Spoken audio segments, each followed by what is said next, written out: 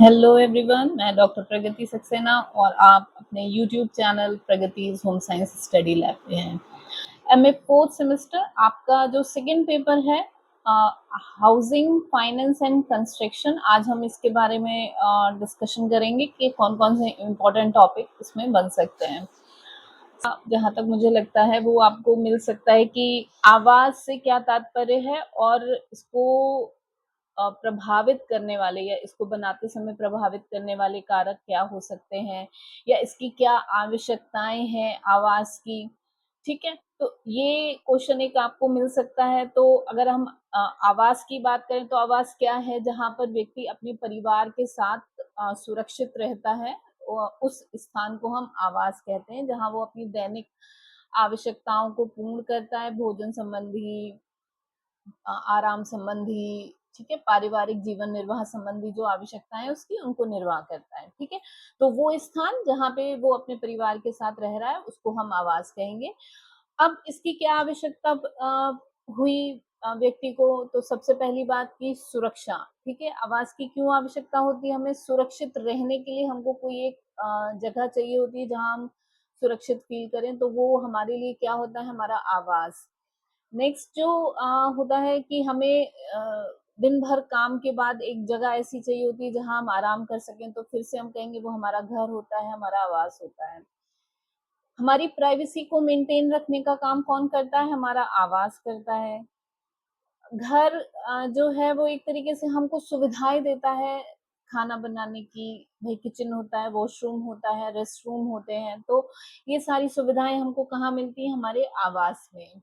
ठीक है, और इसके साथ साथ एक सामाजिक और मानसिक संतुष्टि और प्रतिष्ठा दोनों चीजें बनी रहती हैं हमारी एक समाज, या हमको बताते हुए बड़ा खुशी होती है कि हमारे पास अपना मकान है, तो ये क्या है? हमारी सामाजिक प्रतिष्ठा। ठीक है, संतुष्टि भी होती है कि हमारे पास अपना घर है।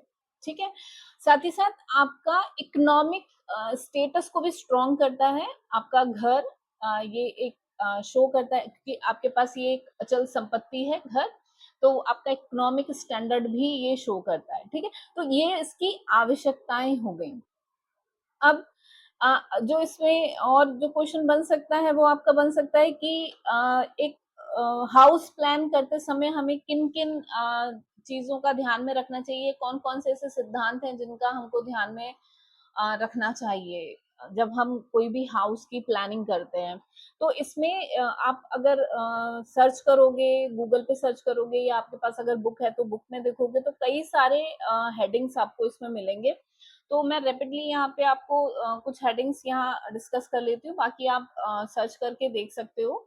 तो सबसे पहला जो इसमें हेडिंग या प्रिंसिपल होता है कि जब हम कोई भी हाउस प्लानिंग करते हैं तो कौन कौन से सिद्धांत हम लेके चलते हैं। तो सबसे पहला सिद्धांत हमारा आता है आस्पेक्ट। आस्पेक्ट का मतलब होता है कि दिशा, कि किस दिशा में हमको अपना घर बनाना है। तो हम सबसे पहले जगह ढूंढते हैं ना कि ये जगह हमारे लिए ठीक होगी कि नहीं, ये डायरेक्शन घर का ठीक होगा कि नहीं। अब डायरेक्शन क्यों देखते हैं हम? ताकि धूप, हवा, ये सब कुछ हमारे घर में नेचुरली आए। आर्टिफिशियल तो हम कर ही रहे हैं अरेंजमेंट, बट नेचुरल भी सनलाइट रहे और हवा का डायरेक्शन हमारे घर के अंदर आए ताकि वेंटिलेशन बना रहे। ठीक है, तो दिशा सबसे पहली चीज हम जो देखते हैं वो एस्पेक्ट देखते हैं कि किस दिशा में हमको हमारा घर बनाना है। ठीक है, नेक्स्ट होता है प्रोस्पेक्ट। प्रोस्पेक्ट का मतलब होता है कि सौंदर्य दृश्य, कि अ, किस लोकेलिटी में हम लें। जब हम घर से बाहर देखें तो कूड़े का ढेर ना हो, नाला ना हो। हम यही चाहते हैं ना कि साफ सुंदर रोड हो या पार्क हो या कोई सी साइड हो। तो हम जो बाहर का लोकेशन है कि हम जब भी घर बनाना चाहते हैं तो हम ऐसे अच्छी लोकेशन पे चाहते हैं बनाना। तो ये हम जो नेक्स्ट प्रिंसिपल लेते हैं। ठीक है, फिर है थर्ड आपका प्राइवेसी। बहुत जरूरी है, हम घर जब बना रहे हैं तो घर में प्राइवेसी होना बहुत जरूरी है। तो उस प्राइवेसी को हम ध्यान रखते हैं जब भी हम घर की योजना बनाते हैं कि जो कमरे हैं उनमें प्राइवेसी रहे। आपका जो मेन कमरा बेडरूम होता है, आपका वॉशरूम है, इनमें प्राइवेसी का पूरा ध्यान रखा जाता है, ध्यान रखना भी चाहिए। ठीक है, नेक्स्ट है आपका ग्रुपिंग। ग्रुपिंग का मतलब होता है कमरों का उचित समूह। कमरों का उचित समूह से मतलब कि जब हम नक्शा बना रहे हैं तो उसमें रूम्स जो एक दूसरे के पास है वो एक दूसरे से कनेक्टेड हो, वो इस तरीके से जैसे कि किचन के पास ही डाइनिंग रूम होना चाहिए और ड्राइंग रूम भी उसी के पास, क्योंकि कोई भी गेस्ट आएगा तो उसको रिफ्रेशमेंट के लिए हमको किचन में ही जाना, मतलब हमें किचन से ही लाना है उसके रिफ्रेशमेंट के लिए, तो बहुत दूर नहीं होना चाहिए। तो किचन के ही आसपास आपका डाइनिंग रूम और ड्राइंग रूम होना चाहिए, ठीक है। फिर ये तो हो गया आपका ग्रुपिंग। फिर होता है सर्कुलेशन। सर्कुलेशन का मतलब है आपका आवागमन, ठीक है। जो घर में आप एक रूम से दूसरे रूम में या जो पैसेज यूज करते हैं तो वो इजी होने चाहिए, छोटे होने चाहिए, बहुत ज्यादा बड़े या बहुत ज्यादा जैसे कहते हैं ना गली टाइप्स में नहीं होने चाहिए घर के अंदर। फिर है आपका रूमीनेस। रूमीनेस से मतलब विशालता का अनुभव होना। कोई भी जब हम कमरा रूम जो है वो डिजाइन करते हैं तो एक तो उसका साइज का हमें ध्यान रखना चाहिए कि प्रॉपर साइज हो, और जब भी हम फर्नीचर उसमें सेलेक्ट कर रहे हैं तो रूम के साइज के अकॉर्डिंग सेलेक्ट करना चाहिए। अब जैसे कि छोटा रूम है, 11 बाय 11 या 12 बाय 12 का रूम है, तो उसमें आपने क्वीन साइज का बेड डालेंगे तो वो ज्यादा आपको इजी टू वे रहेगा, ना कि किंग साइज का बेड, ठीक है। कमरा बड़ा अगर है आपका तो आप किंग साइज का बेड यूज करेंगे। तो जो भी आपका रूम का साइज है ना, तो उसके हिसाब से ही आपने फर्नीचर का सिलेक्शन करना चाहिए। सैनिटेशन। सैनिटेशन का मतलब होता है स्वच्छता, ठीक है। तो घर में एक तो सबसे पहली बात कि नेचुरल सैनिटेशन बना रहे। नेचुरल सैनिटेशन के लिए वेंटिलेशन बहुत जरूरी है। तो आपकी जो विंडोज हैं, जो वेंटिलेशन के लिए आपने दिया हुआ है, उसका डोर, विंडोज, इन सब का ध्यान रखना है कि वेंटिलेशन प्रॉपर बना रहे ताकि फ्रेश एयर आती रहे, ठीक है। और इसके साथ-साथ आपका जो शुद्ध जल है, पानी है, उसका भी आने का प्रोसेस पूरा ठीक होना चाहिए, और जो वेस्टेज वाटर है, वेस्ट वाटर है, उसको भी ड्रेनिंग का जो सिस्टम है वो प्रॉपर होना चाहिए, ठीक है। फ्लेक्सिबिलिटी, ये भी एक सिद्धांत है। फ्लेक्सिबिलिटी का मतलब ये है कि जैसे जरूरत पड़ने पर आप रूम्स को आ, दूसरे तरीके से भी यूज कर सके। अब जैसे घर में किड रूम है तो अगर गेस्ट गेस्ट आते हैं तो आप उस किड रूम को गेस्ट रूम में चेंज कर दीजिए, ठीक है। बच्चे अगर बड़े पढ़ने वाले हैं तो गेस्ट रूम को स्टडी रूम में चेंज कर लीजिए, ठीक। तो इस तरीके से ना रूम्स का जो उपयोग है वो इस तरीके से, मतलब उसमें उसका होना चाहिए कि वो आने वाले टाइम में आपके अकॉर्डिंग उसको चेंजेबल किया जा सके। नेक्स्ट है इकोनॉमी। ऑब्वियसली कि हमको जो भी घर का निर्माण करना है वो परिवार को अपनी आर्थिक क्षमता के अनुसार ही घर का निर्माण करना है, और चूंकि उसकी रख रखाव भी हमें बना के रखना है तो उसमें भी ऑब्वियसली मेंटेनेंस में भी पैसा लगना है, तो वो भी चीजें ध्यान में रखनी चाहिए। तो बहुत ज्यादा एक्सपेंसिव या बहुत ज्यादा टेक केयर वाली चीजें हमको नहीं लेनी चाहिए अगर हमारा इकोनॉमिक बजट थोड़ा कम हो, ठीक है। फिर आता है आपका एलिगेंस या आपका एस्थेटिक, ठीक है। तो एस्थेटिक से मतलब है सौंदर्यता, कि आप जब घर का जो बाहर का लुक है, ठीक है, और जो इंटीरियर है घर का, वो आकर्षक होना चाहिए, और आकर्षक के साथ साथ उसमें संतुलन भी होना चाहिए और उपयोगी भी होना चाहिए। आकर्षक केवल यही नहीं कि बहुत सुंदर एकदम चटकीला भटकीला बना दिया, नहीं। आकर्षक का मतलब तब पूर्ण होता है जब वो संतुलित हो और साथ ही साथ उपयोगी भी बना रहे, ठीक है। तो ये आपके क्या थे, आवास योजना से संबंधित आपके सिद्धांत थे। मैंने यहाँ 10 डिफाइन किए हैं, आप इससे और ज्यादा भी ले सकते हैं, ठीक है। आ, ये आपको मिलेगा क्वेश्चन, आई होप ये दोनों क्वेश्चंस आपको मिल सकते हैं, कनेक्ट करके मिल सकते हैं कि आवास को का अर्थ स्पष्ट करते हुए उसकी आवश्यकता बताइए, या फिर उसका एक घर को प्लान करते समय हमें किन-किन सिद्धांतों को ध्यान में रखना चाहिए वो बताइए। इसके साथ-साथ एक और बन सकता है कि घर बनाते समय कौन-कौन से कारक प्रभावित करते हैं, तो बहुत सारे कारक प्रभावित करते हैं। आपका फैमिली का साइज़ प्रभावित करता है कि कितना बड़ा साइज़ है, उस हिसाब से हमको घर बनाना होता है। दूसरा आपका आर्थिक स्थिति कैसी है, उस हिसाब से आपको अपना घर बनाना होता है, ठीक है? ऐसे करके कई सारे आप चीज़ें देख सकते हैं कि कौन-कौन से ऐसे तत्व हैं जो घर बनाने के लिए प्रभावित करते हैं, ठीक है? इसमें जो नेक्स्ट टॉपिक है वो आपका बनेगा ही और ये आपको मिलेगा, मतलब ये है आपका हाउसिंग फाइनेंस से रिलेटेड रहेगा कि एक घर बनाते समय कौन-कौन सी ऐसी वित्तीय संस्थाएँ हैं जो सुविधाएँ प्रदान करती हैं या ऋण देने की सुविधा प्रदान करती है। तो बहुत सारी ऐसी संस्थाएँ हैं जैसे कि राष्ट्रीय आवास बैंक है, नेक्स्ट आपका housing and urban development corporation है, ये भी आपका वित्तीय सहायता प्रदान करती है। और भारतीय जीवन बीमा निगम एलआईसी ये भी ऋण जो है वो देती है घर निर्माण के लिए।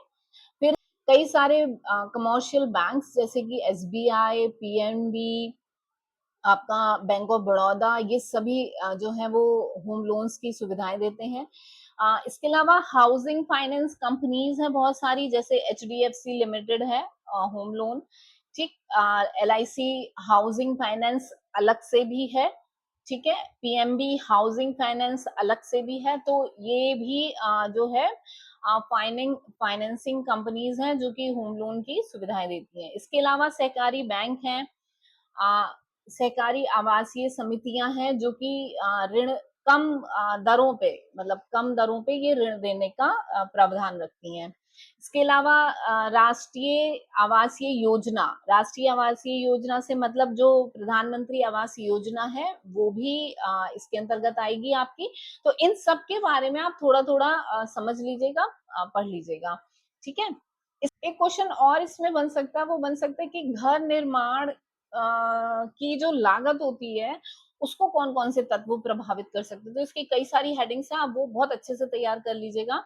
अ, जैसे कि भूमि की कीमत, मतलब कॉस्ट ऑफ लैंड, लैंड का कॉस्ट क्या है, और ये प्रभावित करेगा। भई अगर सस्ती ज़मीन है तो लोग खरीद लेंगे, महँगी ज़मीन है तो कम लोग खरीदेंगे। ठीक है, फिर इसके बाद है कि निर्माण सामग्री की कीमत, यानी कि जो कि मटेरियल है, बिल्डिंग मटेरियल्स हैं, उनकी कॉस्ट क्या है अगर, ठीक है, ये भी हमारे घर निर्माण के लिए प्रभावित करता है, ठीक है। Design and size of house, design मतलब आप किस तरीके का डिजाइन रखना चाह रहे हैं, अगर बड़ा क्षेत्रफल है तो उसके हिसाब से, छोटा क्षेत्रफल है तो उस हिसाब से आप किस तरीके का अपना घर का डिजाइन रखना चाह रहे हैं, तो ये भी आपके कहते हैं ना कॉस्ट को, आपके घर बनाने की कॉस्ट को प्रभावित करता है। फिर आपकी लेबर कॉस्ट की, लेबर आप किस तरीके की ले रहे हो, दैनिक ले रहे हो या आप ठेके पे दे रहे हो, किस तरीके से आप अपनी लेबर कॉस्ट डिफाइन कर रहे हो, ठीक है।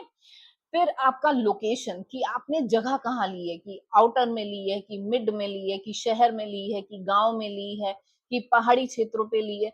तो जो भी जगह आपने ली होगी, तो वो भी आपका जो है वो आपकी कॉस्ट को प्रभावित करेगा। अब शहर से जितना दूर आप लोगे तो चीजें वहां तक पहुंचने में लागत आपकी ज्यादा लगनी है, ठीक है। आप जितना शहर में लेंगे और मिड सिटी में लेंगे तो ऑब्वियसली उस जगह का कॉस्ट ज्यादा होगा। तो बहुत सारी चीजें हैं जो आपकी कॉस्ट को कहते हैं ना वेरिएशन देती हैं।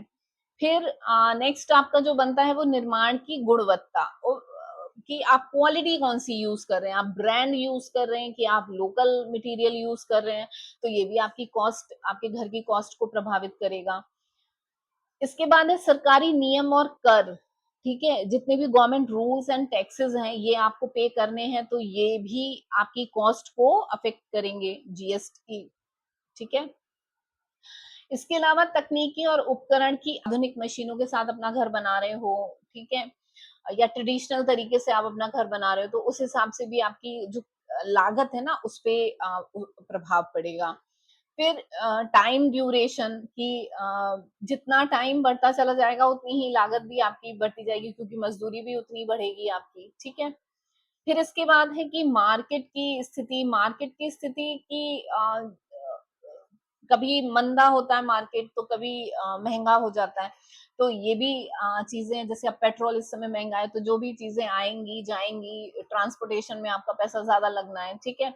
इस समय गैस की भी शॉर्टेज है, तो जो भी उससे रिलेटेड कंपनीज हैं या उससे रिलेटेड जो भी मैन्युफैक्चरिंग हो रही है, तो उसमें भी दिक्कत आएगी, आप उसमें भी कॉस्टिंग आपकी बढ़ जानी है, ठीक है। तो इन चीजों का हम ध्यान रखते हैं, मतलब ये चीजें जो हैं वो एक घर बनाते समय उसकी कॉस्ट को प्रभावित करती हैं, ठीक है। ये भी आई थिंक मैंने 8-9 के करीब आपको बताया, बट आप इससे ज्यादा अगर आपको मिलते हैं आप वो भी तैयार कर सकते हैं, ठीक है।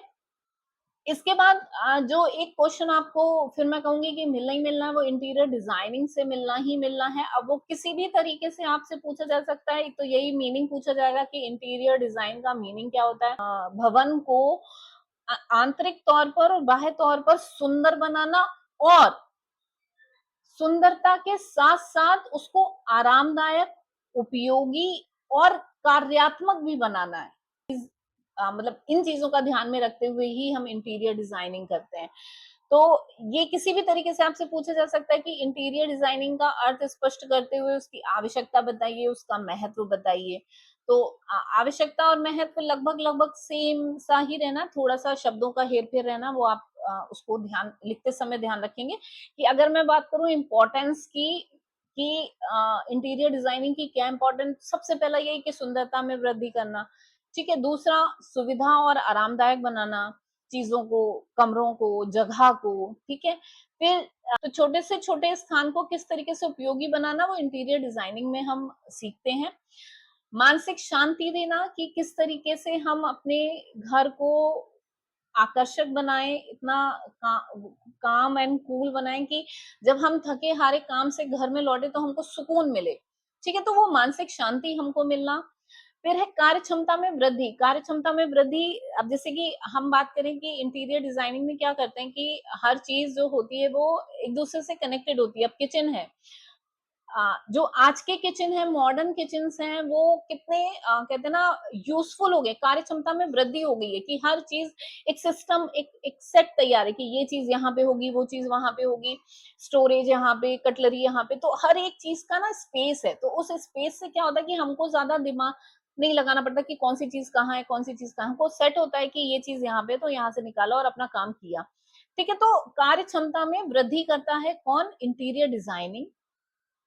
और हमारे जीवन स्तर में सुधार लाता है, क्योंकि एक हर चीज सिस्टमैटिक होती है, हर चीज का एक स्पेस होता है, हर चीज को मतलब कहते हैं ना सोच के बनाया जाता है। अगर हम किचन बना रहे हैं तो किचन में हम क्या क्या चीजें, इक्विपमेंट इन फ्यूचर भी खरीद के लगा सकते हैं। तो हर चीज का एक स्पेस होता है, हर चीज को अपनी एक जगह मिलती है, ठीक है। तो उसमें क्या होता है कि जीवन स्तर हमारा सुविधाजनक हो जाता है, ठीक है।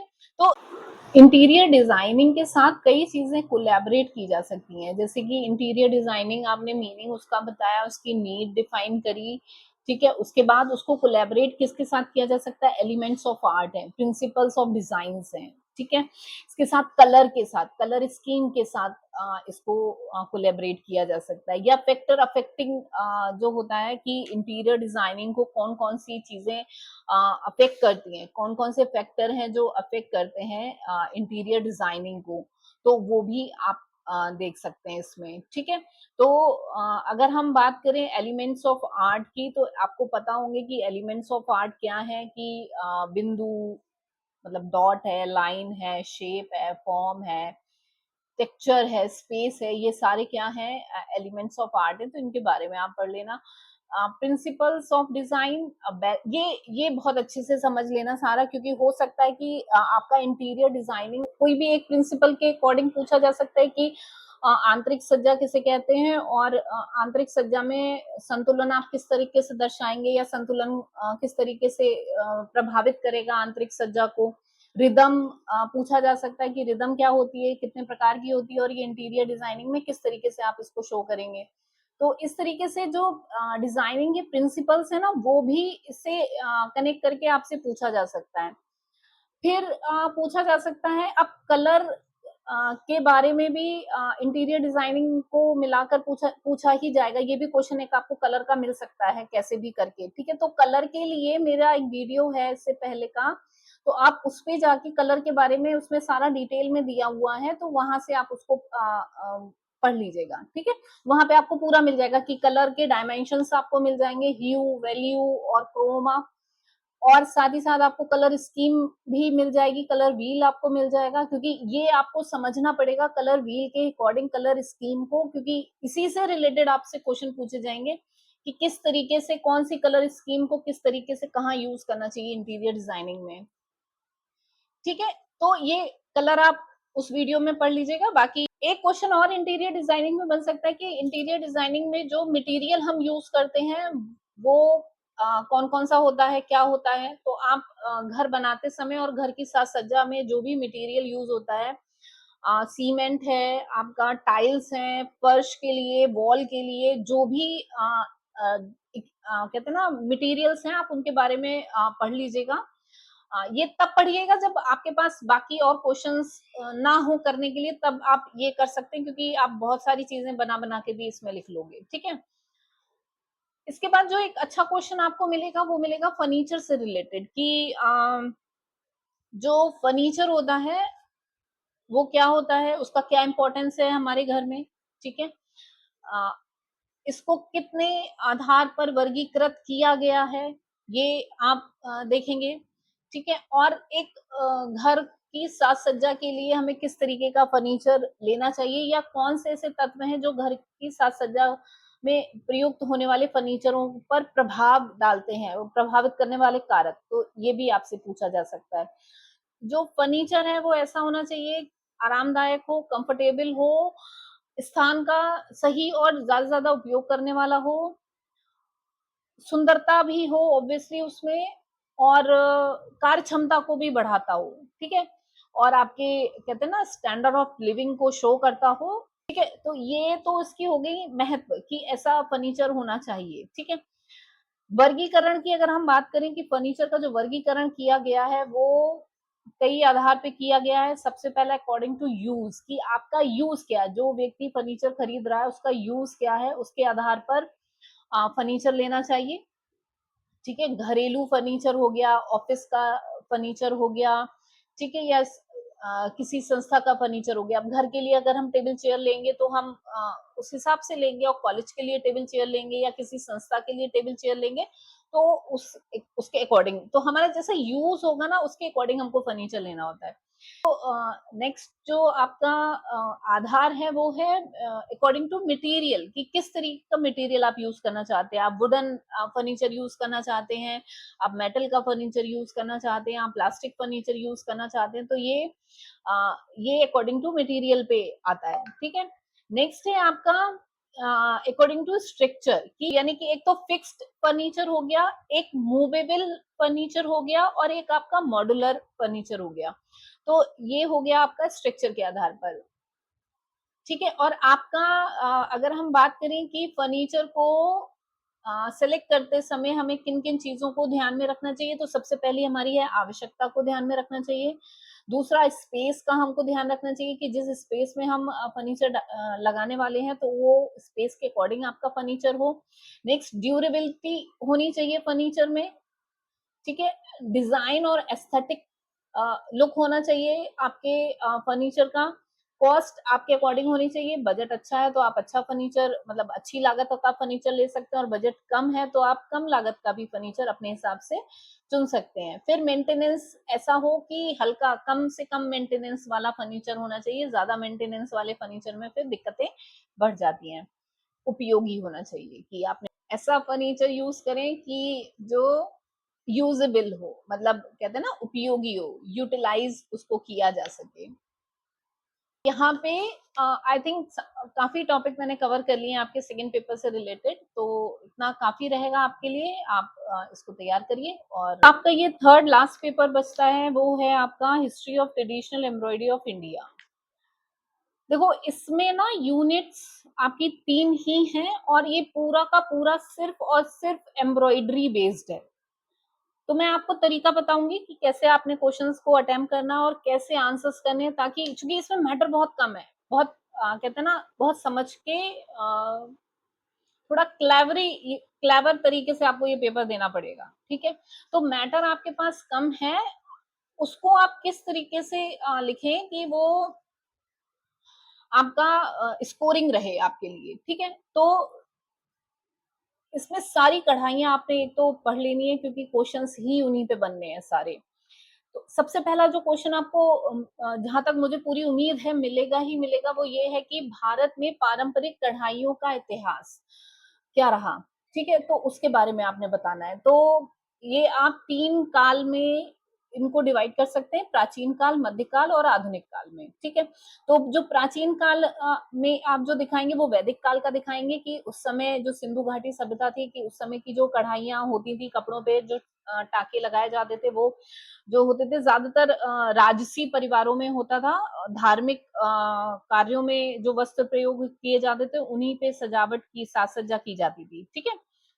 जो माध्यमिक काल आया वो मुगल काल था आपका, उसमें कई सारी कढ़ाइयों का इंट्रोड्यूस की गई, कई सारी कढ़ाइयां जैसे जरी है, चिकनकारी है, ठीक है? इन बारीक कढ़ाइयों का जो है वो इस समय बहुत विकास हुआ, ठीक है? लेकिन ये तब और इसमें सोना चांदी जैसे प्राचीन काल में भी सोना चांदी का प्रयोग किया गया, इस काल में और ज्यादा सोना चांदी का प्रयोग किया गया। तो वो लेकिन वो किसके लिए था? शाही परिवारों के लिए था, ठीक है? फिर आपका जो आया वो आधुनिक काल, तो आधुनिक काल में बहुत सारी नई नई कढ़ाइयां इंट्रोड्यूस की गई हैं, कई हाथों से मशीनों से की जाती हैं, ठीक है? इसके बाद जो आप फोर्थ डिवीजन दिखाएंगे वो दिखाएंगे कि regional development, according to regional development, क्षेत्रीय आधार पर जो है वो कहते हैं ना ट्रेडिशनल एम्ब्रॉयडरी, ठीक है? तो रीजनल डेवलपमेंट के आधार पर आप सब जगह की अलग अलग, जैसे कि कश्मीर की कढ़ाई कसीदा कारी है, ठीक है? पंजाब की फुलकारी है, उत्तर प्रदेश की चिकनकारी है, गुजरात की आपकी कच्छ की कढ़ाई है, राजस्थान की मिरर वर्क है, तमिलनाडु की कंदागी कढ़ाई है, ठीक है? तो ये सारी कढ़ाइयां आप इस तरीके से देंगे, मतलब 4 आपके हेडिंग्स आपको मिलेंगी और उनमें आपने इनको आराम से डिटेल करना है, history of traditional embroidery of India का, ठीक है?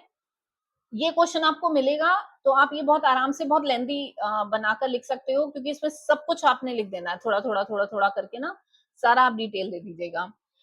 इसके बाद फिर अब आपने आपको एक क्वेश्चन और मिलेगा आपको कि बेसिक टाँके कढ़ाई में प्रयोग होने वाले कौन-कौन से बेसिक टाँके हैं, जो कढ़ाई में प्रयोग होते हैं उनके बारे में बताइए। तो या तो वो आपसे कुछ नाम से पूछ सकते हैं, नहीं तो अगर नाम से नहीं पूछते हैं तो आपको मतलब कहते हैं ना 10-15 10 टाँके तो एटलीस्ट आप तैयार कर लीजिएगा। कौन-कौन से 10 टाँके आप तैयार आपके सिलेबस में दिया हुआ है, रनिंग स्टिच है, स्टेम स्टिच है, चेन स्टिच है, लेज़ी डेज़ी है, बैक स्टिच है।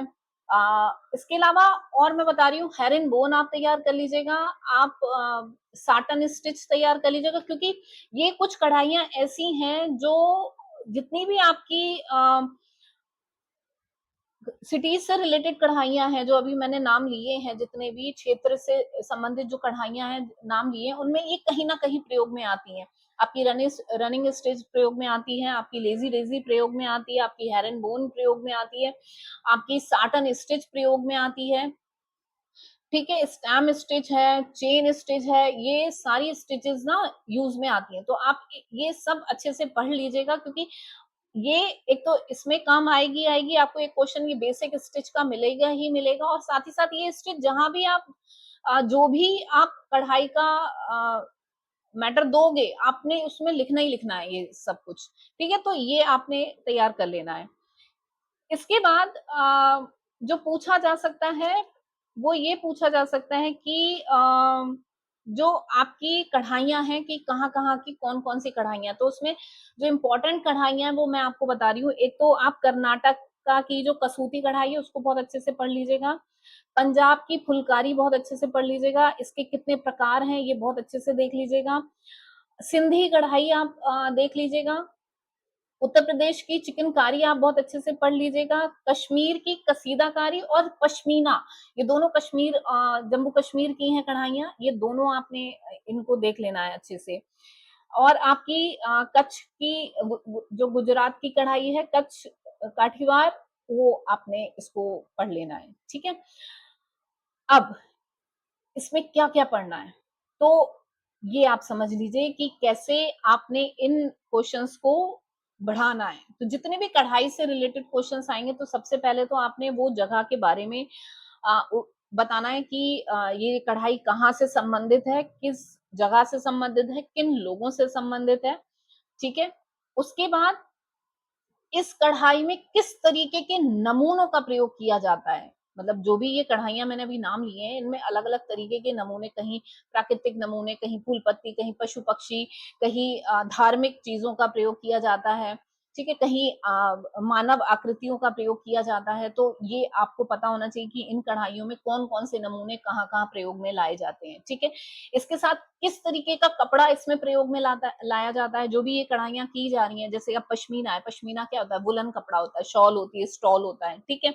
आपकी जो उत्तर प्रदेश की चिकनकारी है ये कॉटन के कपड़े पे होती है, आरकंडी का जो कपड़ा होता है ना उस पे की जाती है, ठीक है। तो ये चीजें आपको पता होनी चाहिए कि किस कपड़े का इसमें प्रयोग किया जाता है। तो एक तो आपका ये हो गया कि कहाँ का है ये, क्या विशेषता है इसकी, कौन सा कपड़ा इसमें प्रयोग में किया लाया जाता है कढ़ाई में, किस रंग का प्रयोग ज्यादा किया जाता है, मतलब कुछ कढ़ाइयां ऐसी होती हैं, अब सिंधी कढ़ाई है, सिंधी कढ़ाई जो होती है वो उसमें ब्राइट कलर्स का यूज किया जाता है, आपकी कश्मीरी कढ़ाई में ब्राइट कलर का यूज किया जाता है, आपकी जो जो चिकनकारी है, चिकनकारी में लाइट शेड्स का प्रयोग ज्यादा किया जाता है, ठीक है। में धागों का कौन सा प्रयोग किया जाता है, अब जैसे कि पश्मीना है, पश्मीना में सिल्क जो धागा होता है सिल्क का धागा होता है, जबकि आपका चिकनकारी में जो होता है वो कॉटन का धागा होता है। तो कौन कौन से धागों का प्रयोग किया जाता है, ठीक है, किस तरीके के नमूने इन पे बनाए जाते हैं, तो ये सारी चीजें, और आपकी किस तरीके की तकनीकी का प्रयोग किया जाता है, मशीनों से बनाई जाती है कि हाथ से बनाई जाती है, ठीक है। ये अगर चीजें आपने हर कढ़ाई की समझ ली तो आपके पास बहुत सारा मैटर होगा लिखने के लिए। तो एक एक करके हेडिंग बाय हेडिंग आप इनको डिटेल में दीजिएगा, ठीक है। अब इसके अलावा ना कुछ कढ़ाइयां लास्ट पेपर में नई पूछी गई थी, ठीक है, तो वो मैं थोड़ा सा आपको बता देती हूँ। अब ये तो है नहीं कि वो फिर से पूछ ली जाएगी, लेकिन आपको पता होना चाहिए क्योंकि वो नई चीजें आपकी इसमें ऐड की गई हैं। एक तो यही पश्मीना एम्ब्रॉयडरी मैंने अभी बताया कि ये जम्मू कश्मीर की है, ठीक है, कसीदाकारी तो है ही है, पर ये भी आपकी पश्मीना एम्ब्रॉयडरी भी आपकी कश्मीर की है, ठीक है। तो इसकी सारी आपने स्टिचेस पढ़ लेनी है कि कौन कौन सी इसमें स्टिच यूज होती है, किस तरीके का कपड़ा होता है, ये हैंड एम्ब्रॉयडरी होती है, ठीक है। ये सारी चीजें आप, और किस पे की जाती है, किन चीजों पे की जाती है, शॉल पे की जाती है, दुपट्टे पे की जाती है, कुर्तों पे की जाती है, वुलन कुर्तों पे की जाती है, ठीक है। इसके बाद जो दूसरी कढ़ाई है वो सुजानी कढ़ाई है। सुजानी कढ़ाई जो होती है वो लास्ट लास्ट ईयर पेपर में पूछी गई थी आपके। ये बिहार की कढ़ाई है, बिहार के मुजफ्फरपुर और भागलपुर की ये कढ़ाई है, ठीक है। तो यहाँ की ये पारंपरिक हस्तकला है, ठीक है। तो इसमें क्या होता है, इसमें जो टाके होते हैं बहुत सरल होते हैं और एक सामाजिक संदेश को ये शो करते हैं, ठीक। इसमें जो एम्ब्रॉयडरी की जाती है वो छोटे छोटे टुकड़ों को जोड़कर, कपड़ों के रंग बिरंगे टुकड़ों को जोड़कर, जैसे हम पैच वर्क कहते हैं ना, उस तरीके से ये कढ़ाई की जाती है। उन छोटे छोटे टुकड़ों को जोड़कर उनको एक आकृति दी जाती है, ग्रामीण जीवन दर्शाया जा रहा है उससे, कुछ प्रकृति की चीजें दिखाई जा रही हैं, या देवी देवता बनाए जा रहे हैं, या कोई सामाजिक घटना उस पे करके दिखाई, देखा होगा साड़ी के पल्ले पे गांव का दृश्य बना दिया, ठीक है, या डोली ले जाते हुए दिखा दिया। तो ये सारी चीजें पैच वर्क के द्वारा जब दिखाई जाती हैं तो ये आती है सुजानी कढ़ाई आपकी। और इसमें जो टाके, ये ज्यादातर इनका यूज जो किया जाता है वो चादरों पे किया जाता है, ठीक है, वॉल हैंगिंग बनाने में इनका यूज किया जाता है। और इसमें जो सबसे ज्यादा यूज की जाती है स्टिच, वो रनिंग स्टिच है, डबल रनिंग स्टिच है, बैक स्टिच है और साटन स्टिच है। मतलब ये 4 तरीके की कढ़ाइयां इनमें प्रयोग में लाई जाती हैं, ठीक है, जिनसे वो छोटे छोटे टुकड़े जोड़कर उनको एक आकृति दी जाती है। एक और नया टर्म ऐड हुआ था, इंट्रोड्यूस किया गया था, वो चंबा रुमाल करके पूछा गया था कि चंबा रुमाल क्या है।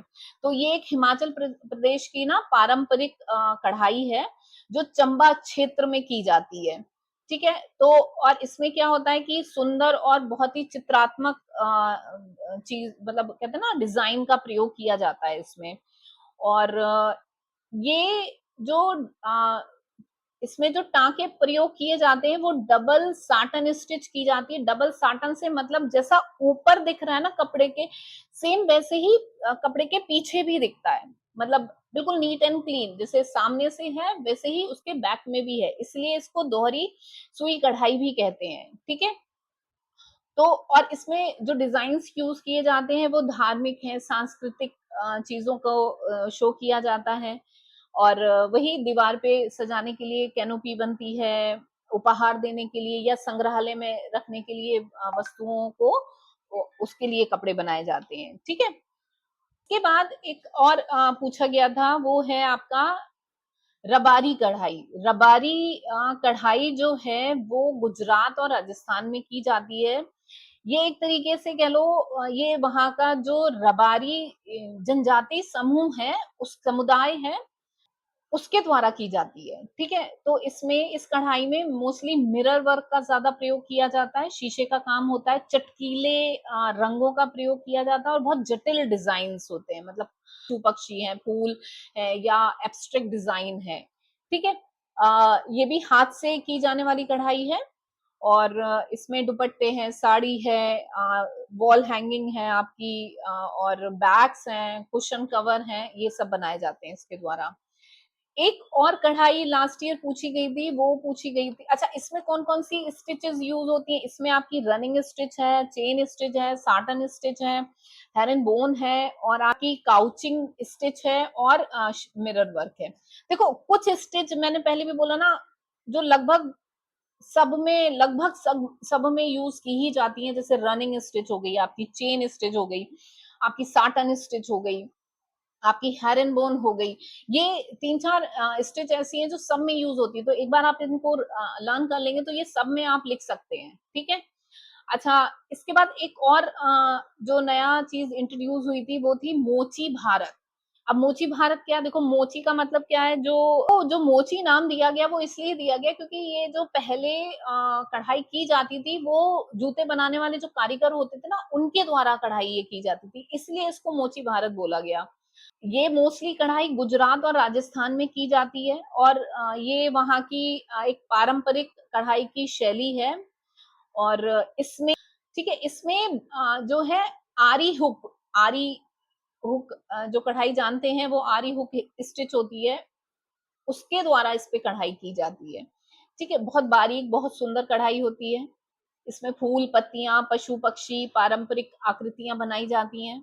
मिरर वर्क इसमें भी होता है, इसमें रेशम के धागों का प्रयोग किया जाता है, ठीक है। और ये जो कढ़ाई की जाती है वो पारंपरिक कपड़ों पे, जैसे लहंगे हैं, साड़ी है, दुपट्टा है, इन पे इनको बनाया जाता है। कई डेकोरेशन के जो सामान होते हैं, जैसे कुशन कवर है, वॉल हैंगिंग है, इन पे भी ये काम किया जाता है, ठीक है।